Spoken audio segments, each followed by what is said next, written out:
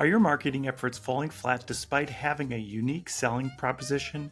You're not alone. In today's episode, we're tackling one of the biggest myths in marketing. The USPs are the key to standing out in the crowded market. Welcome to Talk Commerce, where we're joined by Chantal Cornelius, founder of Appletree Marketing and creator of the groundbreaking Standout Strategies framework. With over 20 years of experience, Chantel reveals why traditional USPs fail and shares her innovative approach to differentiation that focuses on emotional connections with customers. Get ready to transform your marketing strategy. You'll discover how to move beyond generic unique selling points, learn the 5 standout strategies that actually work, and understand why measuring your marketing efforts is crucial for success. Tune in as we unpack the secrets to truly distinctive marketing that resonates with your target audience. You don't want to miss this episode. Stand out from the crowd, make your business proud. Appletree shows you how. Talk Commerce knows the way now, different from the rest. Marketing at its best. Strategy that works for you, that's what Appletree can do.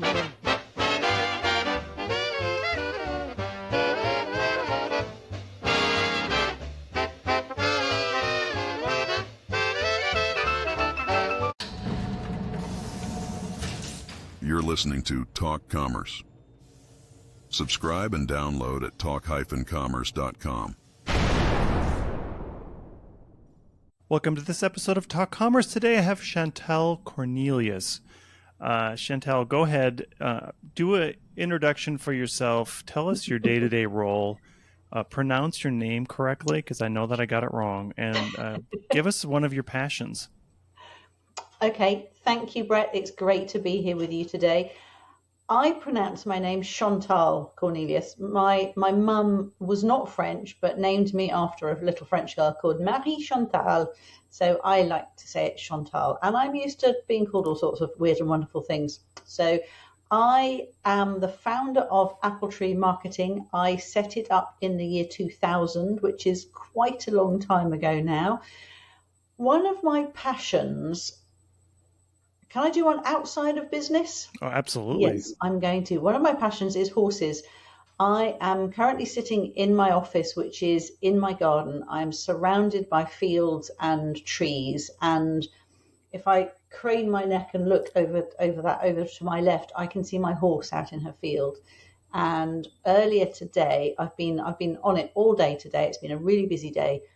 And I had a gap of about 90 minutes earlier today. And I thought, right, I'm doing it. And I went out and I brought her in from the field and it started to pour with rain. And she looked at me and went, really? Are we really doing this? And I spent about 10 minutes grooming her, tacking her up, getting her ready to go. And then it stopped raining. And we went for a ride only for about 30 minutes in the sunshine. And it was absolute heaven. And it was the break and the fresh air that I needed. So she is one of my passions. She keeps me sane and grounded. So. That's awesome. I watch a lot of British TV as well, and I wonder how do they get so many sunny days to do filming? Or is it AI now that the English TV is using to not do gray skies? We make them up. We have strange and wonderful light in this country, in that you can have a day when there isn't bright sunshine, but it's light enough that it looks okay. I got married once upon a time, many, many years ago, and it was actually faintly drizzling that day, but you look at the photos and it almost looks like it was sunny. You can't see the rain at all, so it's all very deceptive. And we're British, so we just get on with it as well. We don't worry about it because it rains so much. We just grin and bear it and get out. Yeah. All right, so before we get into content, and we're going to talk about marketing and strategy and things like that, I would like to tell you a joke, and all you have to do is give me a rating 1 through 5. Okay. So here we go. Okay. I'm sorry, let's start over. This is going to be you're going to love this joke. Okay, here we go. I ate a clock the other day. It was very time consuming. Okay. I'm trying hard not to laugh because you're allowed to laugh. In some ways it's quite funny. So I'm gonna give you a 3 out of 5, Brent. I think it needs work. if my other half was here, my other half, we do a lot of improv together. And if he was here, he'd go, "Oh no, the punchline should be this," and he'd come up with something much better. So I'm going to go away and work on that for you and make it better for you. But it's not bad. Yes, It's okay. I appreciate it. I've got one more. It's sort of French, Okay. and I'll try to get the delivery right this time. Okay. Most people don't realize that the opposite of a croissant is a really happy uncle. Okay. That one okay, right, I've got it. Okay. Now, there's an interesting point there because your accent, you say croissant. Mm-hmm. We say croissant. Oh, yeah. So in England or France, that doesn't work because les Français say croissant. And and we're posh over here in England, or some of us are. So we say croissant. So that's why it took me a while. But I see what you mean. It's a croissant. Yeah. Mm-hmm. Okay. Yeah. No, not for an international joke. No, sorry. Fail. I just have to ask you, would that strategy of me doing jokes like that really resonate with all of your clients? Would that strategy? Depends what you're trying to do. If you were trying to audition as a comedian, then no. If you were looking for feedback and advice on how to become funnier, then yes, maybe. All right, good. Well, there you go. I'm not trying to do either. I have no point in doing it other than it's fun sometimes. Yeah, it's fun. Okay, so let's start. Tell us a little bit about your background. I know you said you started 24 years ago. Mm-hmm. So you were 4, which is interesting. I was 4, yes, exactly. Early starter. Tell us the reasoning why you got into it and yeah. Okay. Why did I get into running my own business? Well, it turns out that having spent about 6 or 7 years trying to work for other people, it turns out that I'm not very good at taking orders and instruction. And having left university, the longest I managed to hold down a job was about 18 months because I would always either argue with my boss or because I always knew better than them, or I would walk out, or I'd get fired, or I'd be made redundant because they said, well, we don't actually need you anymore. But yeah, so I got to the point in 2000. I'd been thinking about setting up my own business for a while. I was working for a printing company in Oxford, and it wasn't very exciting, but I needed a job, so I took it. And various friends of mine had gone off and set up their own businesses. And eventually I thought, you know what, I could do this. I've got the guts and the determination and the craziness to go off and do it. And so I did. And I set it up, and it was the second best decision I ever made, I think. So yeah, been doing it ever since. No major regrets. It's had its ups and downs over the years, but on the whole, still loving it. And your first best decision was buying your horse, or was it marrying your husband? You are the first person to pick up on that. I've been saying this for a while. It was the second best decision. I hope he's not listening, because the best decision was actually to divorce my husband. Sorry, but it was. Yeah, I got divorced in 2021, and it was the best decision I made. We had 22 years of mostly wonderful marriage, and then stuff started going wrong. So I decided it was time to move on, and life has been a lot more fun and bonkers ever since. So. All right, well, let's get into marketing now. Tell us a little bit about USPs and why they don't work. Why don't USPs work? USPs, unique selling points or unique selling propositions. I started hearing from clients many years ago, I stand out, or I'm different because... And what I realized is they were all saying the same thing. I work with a lot of coaches, and I have lost count of the number of times I heard coaches say, I'm different because I help you get from where you are to where you want to be. I'm like, that's what all coaches say. I once heard a coach say, I'm a coach. I said, great, what do you specialize in? Oh, I specialize in business and life coaching. And I said, well, that's kind of all of it. So what I found is that everybody says the same thing while trying to be different.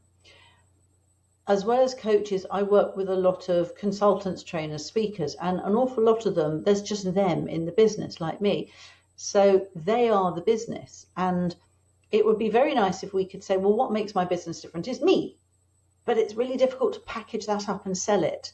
So if you sell products, it's easier to have a USP because you can say, for instance, here's this nice cup, which actually happens to have my name on it. This was a gift from somebody. And so I could say, you know, the USP of this mug is that it has my name on it and it's completely customizable. And some lovely person had words put on it. So for products, it's easier to do that because we're looking at something tangible. We're looking at something solid that you can pick up and go, okay, it's white. Another USP for another mug might be, well, actually it's blue or it's handwritten or whatever. Much easier to do with products.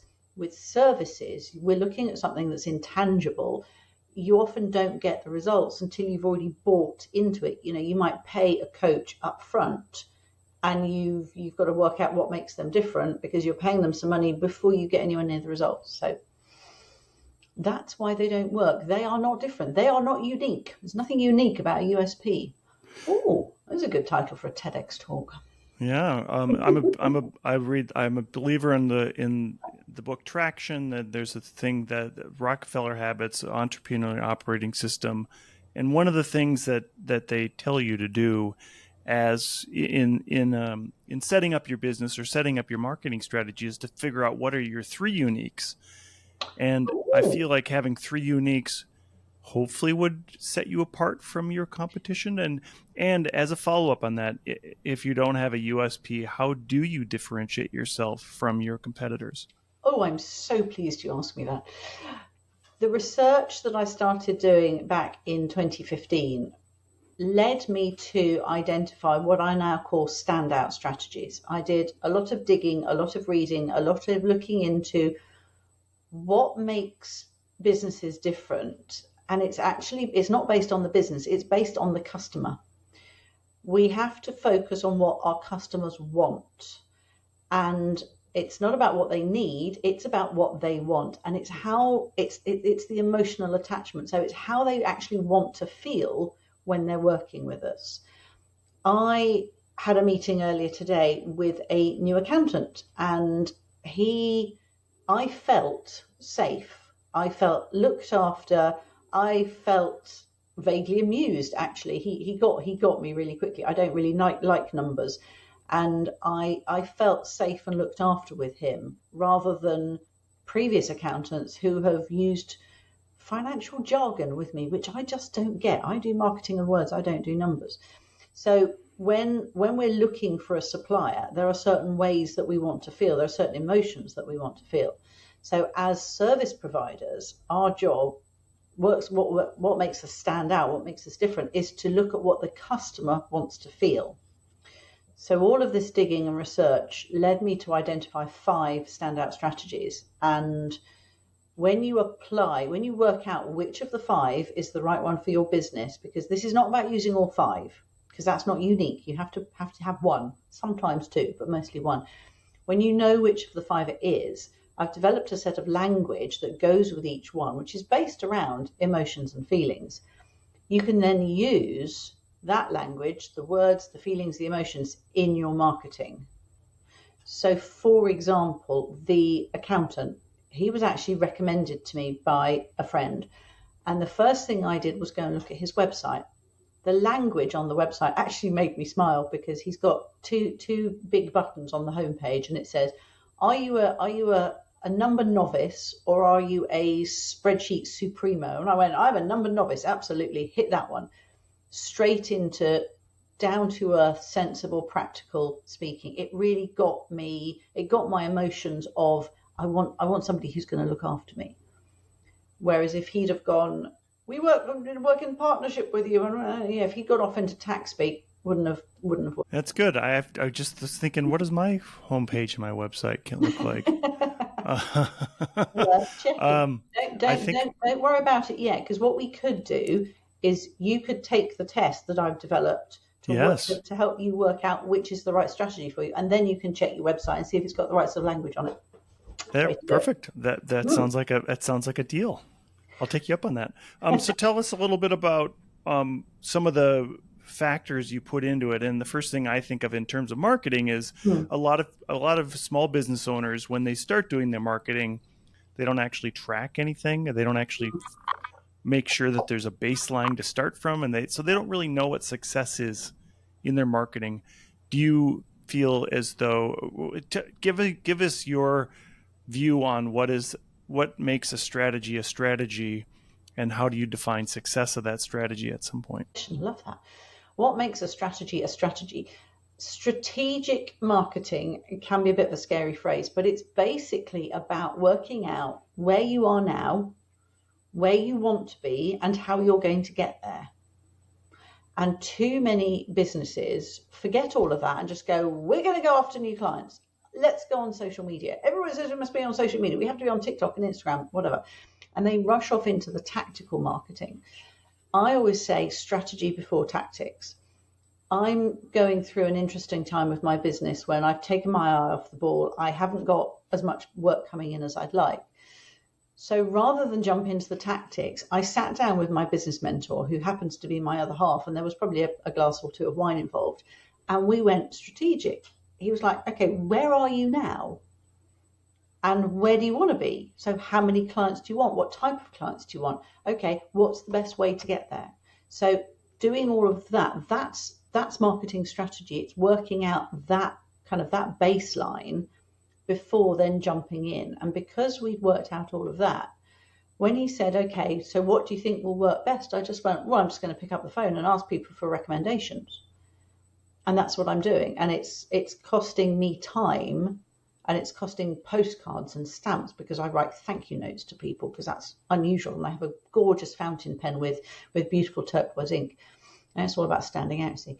But it's not costing me any other money, and I'm not messing around on social media hoping that somebody might see me. But if I hadn't done the strategic work, stepped back, stopped, thought about it, I'd have been going off at lots of different tangents. I see it a lot, particularly when businesses are in a bit of a panic. I haven't got any work. Oh, I know, I'll throw loads of time at social media, or I'll go frantically networking. No. Even if you're in panic mode, especially if you're in panic mode, stop, step back, get somebody to come and sit down with you with a glass of wine or beer or coffee or whatever, and sit and really think about where you are and where you want to get to. So that's the strategic element. Once you've done that, it actually becomes much easier to do the measurement. I've been making phone calls for, I think it's 4 weeks now. In fact, I can tell you because I have my measurement on the desk in front of me. I'm a very visual person. I love colours, and on the desk in front of me, I started tracking this actually on the 19th of August, and today is the 11th of September. So it's about 3 weeks. And my goal was to make 5 phone calls every day to people I hadn't spoken to, and people new people on the list. So if I make 5 phone calls on Monday and I leave a message for all of them, if one of them phones back the second day, that doesn't count as a phone call because I've already phoned them. So it has to be 5 new people. And I've done a different colour pen every day since then, and I've done my tally. So as I'm making my calls, I'm marking them off on the sheet in front of me, because then I can go, oh, okay, oh, that's good. Oh dear, I didn't do so many that day. But actually, and I kind of look at it and it gives me a little buzz, because it's like, ooh, I'm doing okay. So that's how I measure. That's how I'm measuring that. But one of my marketing mantras is do more marketing that works and less of what doesn't. The only way you can work out what works and what doesn't is by measuring it. Every time somebody makes a new inquiry, every time somebody calls me, emails me, whatever, saying, can we book you to speak, or can we talk to you about mentoring? One of the first questions I ask them is, how did you hear about me? It's a really simple question, and too many people don't ask it, but it's vital. And I then track that. I have a database, so the new queries go onto the database. Every 3 months, I pull off a list of my existing customers and I look at the source of the inquiry. And for the last, I don't know how many years, I've almost given up measuring it because it's the same every time. About 33% of my new business comes through me speaking at events. 33 comes through me networking at events, and 33 comes through referrals. Now, I know that doesn't add up to 100, The rest come through. I've got a client of 15 years standing who found me on LinkedIn. I've got other clients. I work with an osteopath who happens to be my osteopath, but I went to see her first, and then she said, "Oh, can you help with my marketing?" But it's the speaking, the networking, the recommendations. That's where my business comes from. But I know that because I asked the "How did you hear about me?" question. Do you find, and I do some speaking, and I Mm-hmm. never get on stage and try to sell people, but do you find that would you categorize speaking as sort of passively selling your service, and then that somebody reaches out to you because they're interested in what you're doing? Yeah, exactly. I do two different types of speaking. I do speaking where I'm paid to speak. I speak to a lot of peer groups. I spoke to somebody this morning who's actually booked me to do 2 sessions for her groups next year. There'll be 30 people in the room. I will go and run a half-day workshop with them all about standout strategies. She's already said to me, A, she's going to pay me, which is fabulous. And B, she said, you can contact any of these people. If they want a follow-up session with you, go for it. So I won't overtly be selling. I won't be saying, so if you'd like to book a session with me, I'll just say at the end, look, if you want a follow-up chat, here's a link, go and book it on my calendar. So that's the paid speaking. But I always check, is it okay for me to do this? And the client this morning went, just do it. She actually mentioned it before I did. The other speaking is where I speak for free, but I'm speaking to an audience of potential clients. So I might be invited to speak to a group of coaches. I do that a lot. I'm there primarily to share value and advice. They pick my brains. They ask me, we do the strategy work, we do the standout strategies, and then they might pick my brains about all sorts. Invariably, people then say to me afterwards, could I have a follow-up call? Yes, you may. Here's the link, go and book it in my diary. Clients come that way as well. So I'm never on stage going, here's my program. I did do that years ago and did it very successfully. But these days, because I've been around the block a few years, I just go and deliver fabulous value, hopefully. And then people come up to me afterwards and say, I want some more of that. I had somebody at an event, I was speaking at a conference in Singapore, clang, name drop, earlier this year. And somebody came up to me afterwards and said, I have to work with you. How do we do it? Okay, great. Sign here. I think when I participated in a number of conferences in the e-commerce space, and one of the things that was always frustrating was to go into a session that you later learned was a pay-to-play session, and that the speaker isn't necessarily, let's just say they weren't that great at what they're doing, and they just got up there and gave us a presentation on a PowerPoint, and it was just their sales pitch that would use for a webinar. Yeah. Do you help coach in marketing? Do you help coach that category of marketing? As in speaking and selling from stage? Well, no, as in one of your strategy. So I attend a conference called CEX, Content Entrepreneurs Expo. It's every year. And one of they talk about pillars of if you want to do be speaking or have a podcast, you want to have a blog and have a newsletter or something like have 3 different pillars in your business. One of those pillars oftentimes is public speaking. Yeah. But I think a lot of times people get it wrong, like we said earlier, where they're just getting up and they're doing this pitch. Yeah. I think there needs to be more education around how a marketer would get up there and do their presentation, especially if it's pay to play. Yeah, definitely. And not be overtly salesy. Yeah. Yeah, absolutely. I have a number of clients who've come to me. We do the strategic work and the thinking, and then we work out the marketing plan and what marketing they're actually going to do. And if public speaking is part of that mix, I then work with them to make sure that they're doing it right. I've had some clients who've never spoken on stage before and never want to, so I'm not going to encourage them to because they would just hate it. I have others who say, I'd love to do it. I want to tell my story. Okay, fine. Let's look at the story. Let's look at, I do take them back to basics of how are you going to walk onto the stage? How are you going to stand there? What are you going to wear? Because we need to think about all of this. And I've had all that training, and I love doing it, particularly with clients who haven't done very much of it. But we then look at, okay, what content are you going to deliver? I get this a lot where clients might be doing a 10-minute presentation at a networking group, and Most people try to cram far too much into the time they're given. No matter how much time they're given, they pack in way too much. They just like strip it out, simplify it. So yeah, I'll look at the mechanics of being on stage. I'll help them work out what the message is. I'll help them script the 10 minutes or the 30 minutes if that's what they need. So make sure they get the points across, but also so that they're doing the sales bit in a very subtle way. So there's a nice call to action. And none of my clients want to go on stage and say, buy me now, because that's not how they are. But I have to nudge them, say, okay, make the offer at the end. Tell people what the call to action is. You've got your book, read from your book, show the book, whatever. So yeah, lots of that. But we always treat it's a marketing tool. So it's part of the mix, definitely. What do you feel if we looked at sort of as an American, do you think there's a difference in how we do our marketing compared to how English do marketing? And I'll say, do you think, I mean, in my opinion, is English do marketing better than Americans, but is there a different strategy between both? Yeah, we're much better at marketing than you. I'm kidding. You walked into that one, Brent. It is very different. About a month ago, I was in Denver at a big conference, NSA, the National Speaking Association, fabulous group of people. And they run a 4-day event called Influence, which I was invited to. I went to some of the pay-to-play events. Some of them were good, some of them weren't so good. What I've really noticed is, well, a couple of things.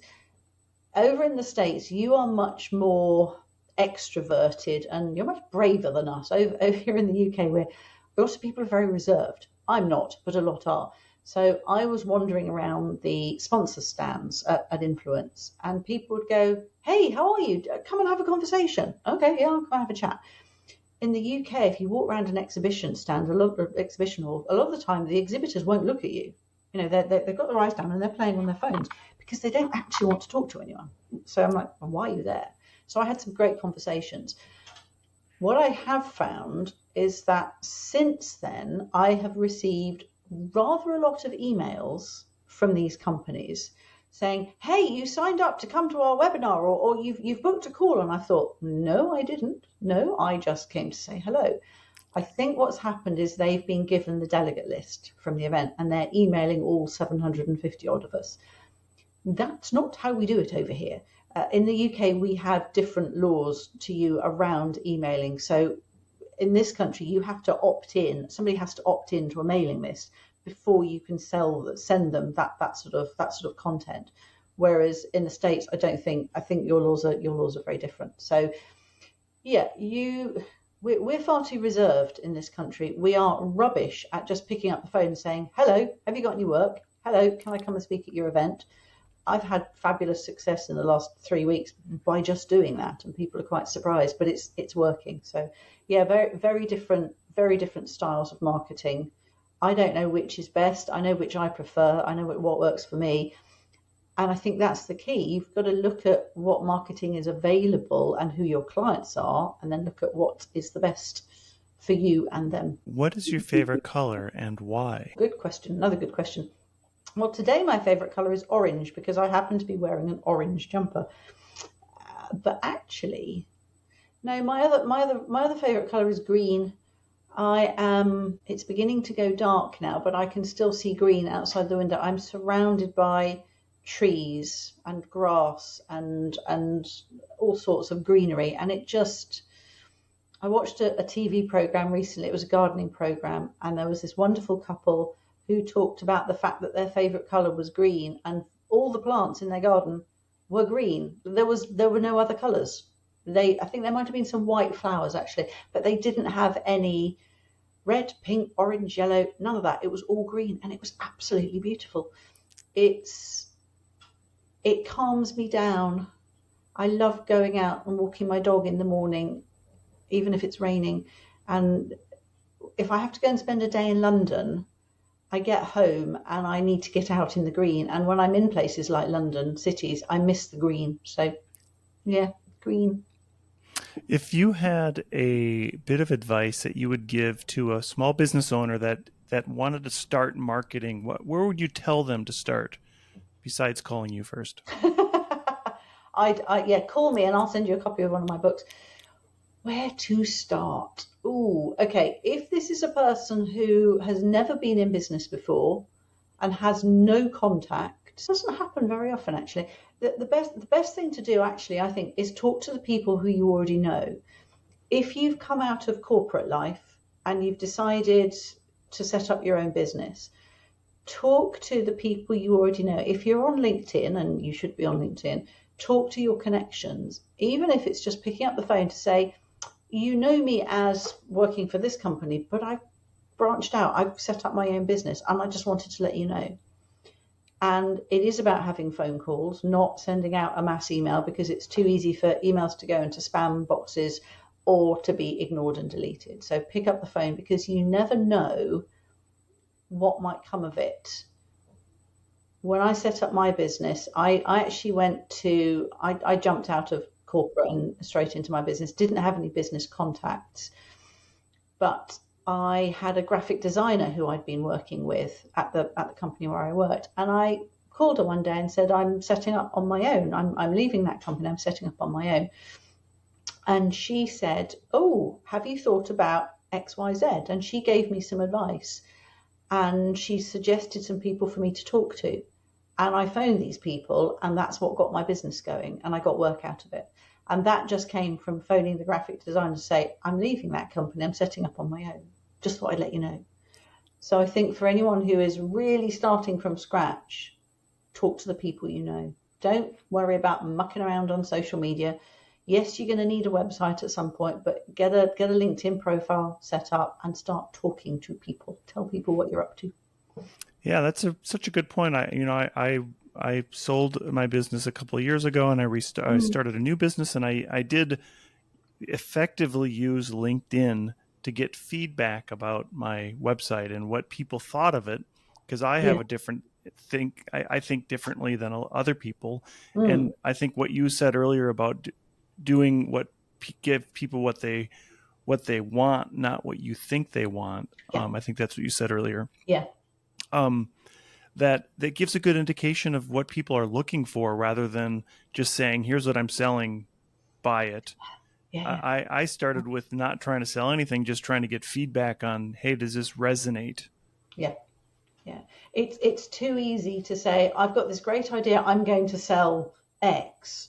And you put loads of money and effort and time into marketing and create a gorgeous, snazzy website. And then you find that nobody actually wants to buy X, they want Y. So you're much better off going and doing some research, getting some feedback, and finding out what people actually want.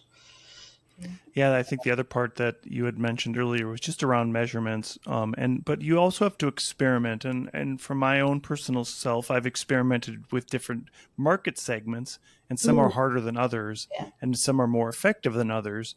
And not that you want to, I think you want to balance between that hard and the effective and the easy, right? I think that you need to find that sweet spot where you're able to do your work in a space that's comfortable for you, but also doesn't require you to work so much that you're not cost effective to the client.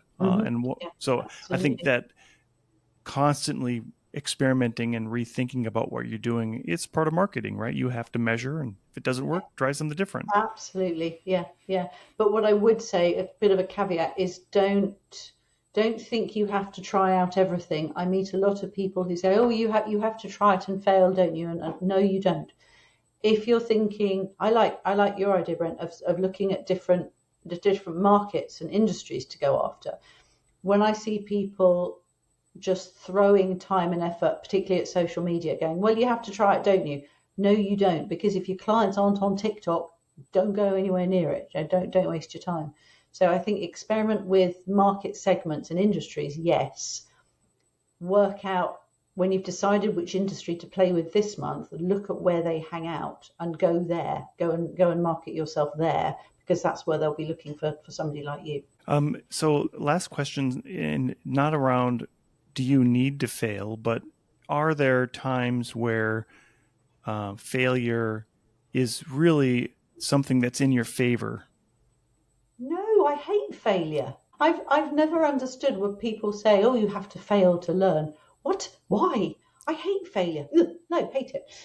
No, I think in marketing, it's much better to learn from other people's mistakes than to learn from you doing it. So if I was looking to branch out into a new industry, I would do a load of research to look at where those people hang out, what marketing should I be doing so that I get it right. I might not get it absolutely right first time, but I won't rush in and go, oh, I'm just going to try this and see if it happens. No, I'm going to do the strategic work, do the research. I would also look at my competitors. If there's one of my competitors who's doing very well in that industry, I will look at their marketing, right? Okay, what are they doing that's working? Well, I'm going to do some of that, because then they've probably already made the mistakes and failed, and now they've got it right. So I'm just gonna copy them. Say no, avoid failure at all costs. Oh, there are going to be people who hate me for saying that, but no, I don't have time for. Chantal, we have a few minutes left, and at the end of the podcast, I give everybody a chance to do a shameless plug about anything they want. What would you like to plug today? Thank you very much. I would love to plug my website. We didn't go into the detail of the strategies. However, if anyone who is listening and watching would like to work out which of the 5 strategies is the best one for them, the easiest way to do it at the moment is to go to my website, appletreeuk.com, and click on the Take the Test link. That will take you to a page where you'll see 5 columns of words, cunningly color-coded. Think about how your clients feel when they work with you. If you're not sure, ask them. And then tick as many of the words on as many of the lists as you want, where you definitely know. So if your clients say to you, when I work with you, I feel peace of mind, or I feel energized, or I feel a sense of belonging, tick those words. Fill in your contact details, hit submit. The numbers will come through to me. I run them through a clever spreadsheet, and I will then send you a report that tells you which is the standout strategy to use for your business.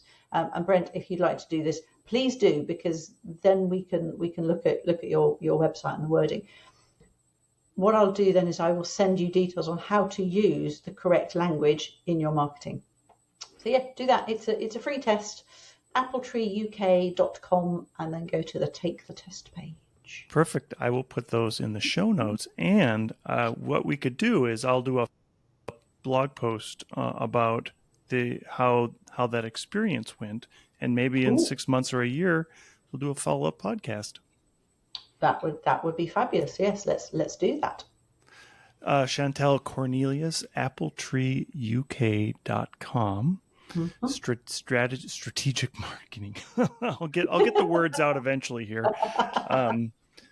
Thank you so much for being here. It's been such a pleasure. Thank you for having me. It's been great fun. Talk Commerce is a production of Content Basis, LLC. For more creative content, go to contentbasis.io.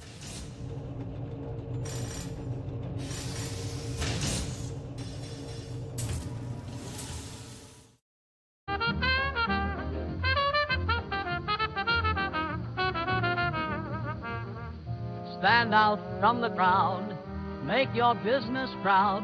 Apple Tree shows you how. Talk Commerce knows the way now, different from the rest. Marketing at its best, strategy that works for you. That's what Apple Tree can own.